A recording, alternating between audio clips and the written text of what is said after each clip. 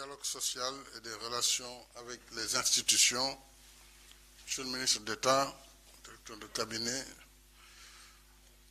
Mesdames et Messieurs les ministres, Madame la Présidente du Haut Conseil du dialogue social, Messieurs les Présidents des organisations d'employeurs,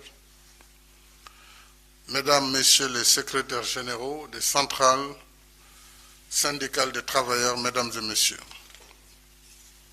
je me réjouis de vous retrouver à l'occasion de la Fête internationale du travail, après une année de pause due à la pandémie Covid-19 qui continue, hélas, de bouleverser notre quotidien. En effet, l'année dernière, dans un bel élan de solidarité et de patriotisme, vous aviez gracieusement renoncé à la traditionnelle remise des cahiers de doléances, étape symbolique de la fête annuelle des travailleurs. C'est une formidable leçon de civisme que le mouvement syndical a ainsi donnée devant la nation. Je tiens donc, devant la nation, à vous remercier, à saluer et magnifier ce geste d'une grande élégance citoyenne. Vous avez ainsi montré, s'il en était besoin, que les travailleurs font corps et âme avec la société, qu'ils en sont l'émanation et en ressentent les pulsions profondes.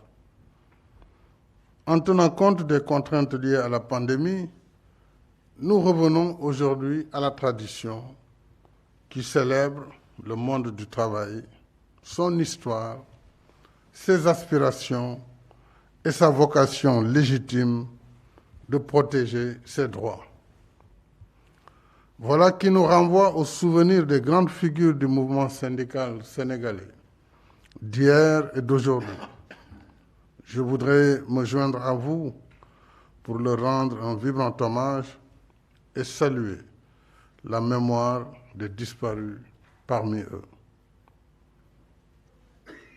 Toutes et tous ont en commun la quête du bien-être des travailleurs dans un cadre souvent complexe et en mutation continue. Les difficultés de l'environnement du travail sont davantage exacerbées, et vous l'avez rappelé, par l'impact inédit de la pandémie Covid-19, une crise majeure, à la fois sanitaire, économique et sociale. Assurément, quand l'activité économique est au ralenti, voire à l'arrêt, quand l'outil de travail est menacé dans son existence, c'est le travail lui-même qui est en péril. Ce sont les travailleurs et leurs familles qui sont exposés à la précarité sociale et à la paupérisation. Les statistiques le montrent clairement. Pour ne prendre qu'un exemple, selon la publication de janvier dernier de l'Observatoire de l'OIT consacré à l'impact de la pandémie Covid-19 sur le monde du travail, en 2020, 8,8% des heures de travail au niveau mondial ont été perdues en comparaison au quatrième trimestre 2019, ce qui équivaut à 255 millions d'emplois à temps plein. Les pertes en heures de travail pour 2020 ont été environ 4 fois plus importantes que pendant la crise financière mondiale de 2009. On voit bien l'impact de la pandémie. Notre pays n'est pas épargné par cette conjoncture morose. En effet, le rapport de la Direction générale du travail et de la sécurité sociale, publié en mars 2021, sur la situation du marché du travail, pour la période de mars 2020 à février 2021. Cette publication indique que tous les secteurs d'activité soit 1236 travailleurs dans cette période ont été licenciés par 261 entreprises et 16 517 travailleurs ont été mis en chômage technique par 428 entreprises. Encore que ces statistiques ne reflètent pas la réalité du secteur informel qui occupe une bonne place de l'économie nationale. Mais face à l'impact sévère de la pandémie sur l'ensemble des segments de la nation, le gouvernement n'est pas resté les bras croisés. Ainsi, l'État a très tôt mis en place un programme de résilience économique et sociale financé à hauteur de 1 000 milliards de francs CFA à travers le Fonds de riposte et de solidarité contre les effets de la pandémie 19, force Covid. Nous avons soutenu les entreprises, les ménages, la diaspora et différentes catégories socio-professionnelles particulièrement affectées, dont notamment l'hôtellerie, la restauration, le transport, la culture et la presse, entre autres secteurs touchés. Ces efforts, nous les avons consentis alors que l'État était lui-même confronté à une baisse drastique de ses recettes du fait du ralentissement de l'activité économique et à une hausse exponentielle de ses charges, notamment les dépenses liées à la santé. En outre, j'ai tenu à assurer la protection particulière du travail et des travailleurs contre les effets de cette pandémie qui rend l'emploi encore plus précaire. Ainsi, dans le cadre de la loi d'habilitation adoptée en mars 2020, j'ai pris l'ordonnance numéro 001-2020 du 8 avril 2020 aménageant des mesures dérogatoires au licenciement et au chômage technique pour maintenir autant que possible les emplois pendant une durée de 3 mois et garantir une rémunération aux travailleurs en chômage technique. Je tiens à saluer ici la contribution des partenaires sociaux, employeurs et employés confondus, à la mise en œuvre de l'ordonnance du 8 avril 2020 qui nous a permis de préserver des emplois et de limiter les pertes du pouvoir d'achat des travailleurs dans un contexte économique particulièrement difficile. C'est dans le même esprit que j'avais engagé le gouvernement en décembre dernier à initier un projet de pacte de stabilité sociale et de relance des secteurs du tourisme et des transports aériens. Et je me réjouis aujourd'hui de la signature de ce pacte le 20 avril dernier. À ce titre, l'État a déjà dégagé une enveloppe de 50 milliards de francs CFA pour soutenir la résilience et la relance des entreprises touristiques et 25 milliards pour appuyer les transports aériens. En réalité, nous sommes à 45 milliards pour les transports aériens. Je rappelle également qu'à l'occasion de la fête du 1er mai 2019, nous avions relevé les progrès réalisés en matière de dialogue social et de négociation collective matérialisés par la signature de conventions collectives dans les secteurs de la presse, de l'enseignement privé et de la sécurité privée.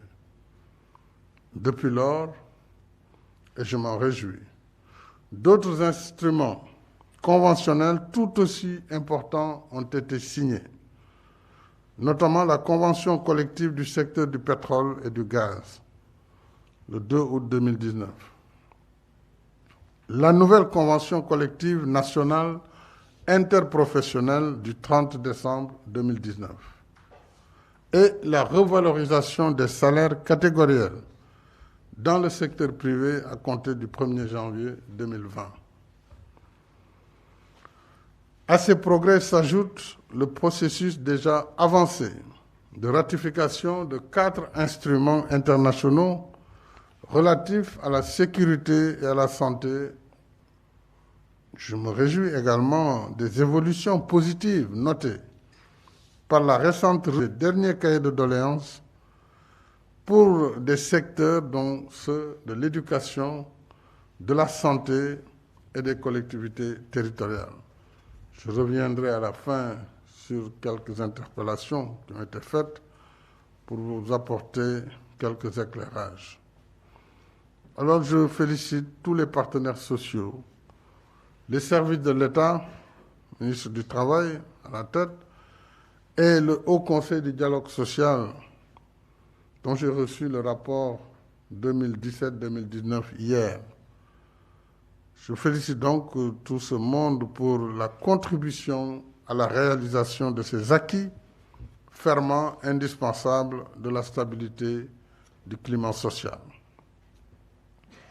Mesdames et messieurs, toutes ces synergies positives signifient qu'entre l'État, l'entreprise et les travailleurs, les intérêts et les rapports ne doivent pas être toujours considérés comme divergents, voire conflictuels.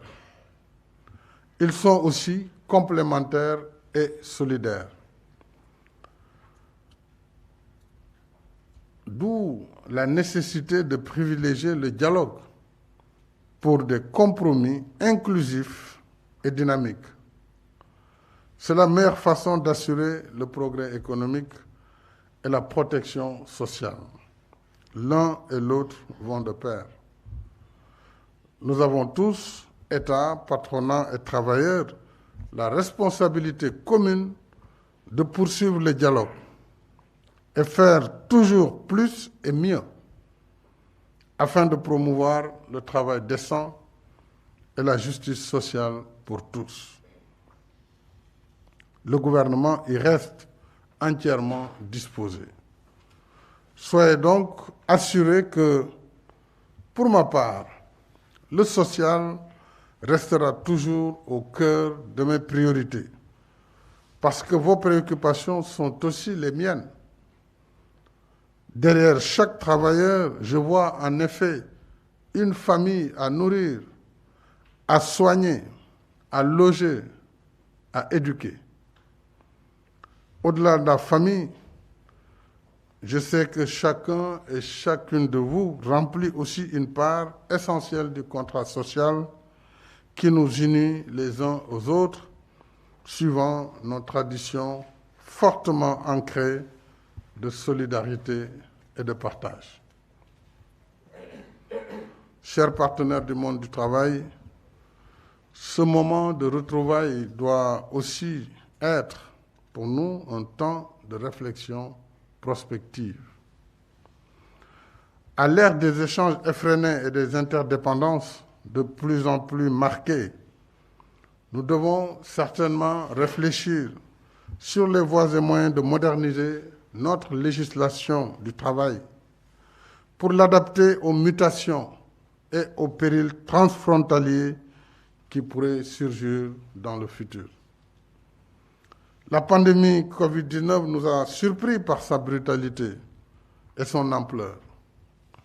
À l'épreuve du temps, nous apprenons à vivre et travailler en présence du virus. Ainsi, là où c'est possible, le télétravail s'offre comme solution. Le futur du travail dans sa diversité se dessine sous nos yeux. Voilà pourquoi nous devons anticiper, faire preuve d'ingéniosité, repenser notre formation professionnelle et technique et notre rapport au travail pour nous préparer aux aléas du futur. Sous cet angle, je vais revenir également sur certaines doléances. Ce défi nous interpelle tous, État, employeurs et employés, parce qu'il s'agit en définitive de rendre notre pays plus performant et moins vulnérable aux convulsions extérieures. Mesdames et messieurs, en ce jour marquant la fête du travail, j'ai une pensée spéciale pour celles et ceux qui en cherchent. en particulier les jeunes. La problématique de l'emploi et de l'employabilité des jeunes est au cœur des tâches permanentes que j'ai assignées au gouvernement. C'est la raison pour laquelle j'ai créé le Conseil national pour l'insertion et l'emploi des jeunes. Cela a été créé depuis le mois de janvier 2021. J'ai voulu par là fédérer dans un cadre unique toutes les politiques publiques en matière d'emploi et d'employabilité pour qu'elles soient mieux harmonisées et plus efficaces. Le programme d'urgence pour l'emploi et l'insertion économique des jeunes, Xëyu Ndaw ñi, issu du Conseil présidentiel du 22 avril dernier, va dans le même sens. Et je rappelle qu'entre autres décisions du Conseil, le gouvernement relèvera de 1 à 15 milliards la subvention à la convention État-employeur, qui sera élargie à la filière agricole afin de contribuer à notre politique d'autosuffisance alimentaire avec comme impact attendu 15 000 emplois au moins à créer. Je réitère également la priorité élevée que j'accorde à la mise en œuvre diligente des conclusions du Conseil présidentiel sur l'insertion socio-professionnelle des jeunes et leur emploi dans le respect des exigences de justice sociale et d'équité territoriale.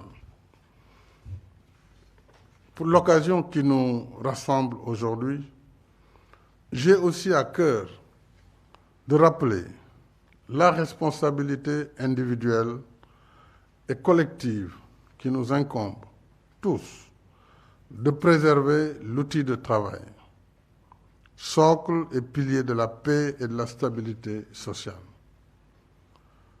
Un célèbre dicton dit que le travail éloigne de nous 3 grands maux: l'ennui, le besoin et le vice. Par conséquent, tout ce qui protège cet outil de travail nous prémunit contre ces 3 grands maux. En revanche, tout ce qui le détruit est une antivaleur fort regrettable, qui aggrave le chômage, met en péril le travail, ruine le travailleur et sa famille et les expose aux épreuves de la vie. Détruire ou fragiliser l'outil de travail sous quelque forme que ce soit n'est pas acceptable, parce que c'est porter atteinte aux moyens d'existence du travailleur et le réduire à l'inactivité. En tout lieu et en toutes circonstances, État, patronat, travailleurs et citoyens, nous avons l'obligation d'être les gardiens vigilants de l'outil du travail. C'est une exigence citoyenne, une responsabilité sociétale et une attitude de bon sens. Vous pouvez, mesdames et messieurs, compter sur moi et je sais pouvoir compter sur vous pour remplir ensemble ce devoir commun. Ensemble, toujours à vos côtés, la main dans la main, je vous souhaite à toutes et à tous une bonne fête du travail. Je vous remercie.